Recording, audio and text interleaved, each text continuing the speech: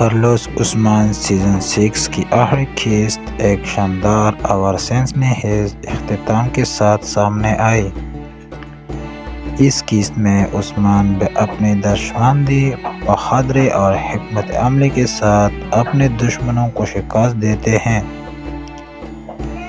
بلہتن، ملہونہتن اور قبیلے کے تمام بہادر اس جنگ میں عثمان بے کے ساتھ دیتے ہیں۔ عثمان بے نے آخر کار اپنے پرانے دشمن بیزنطینیوں اور منگول سازشوں کا مکمل خاتمہ کیا۔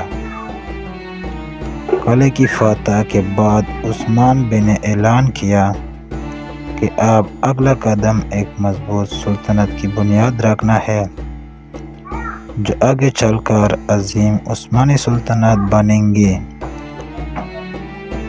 اندرونی غداروں کا انجام بھی اسی قسط میں ہوتا ہے۔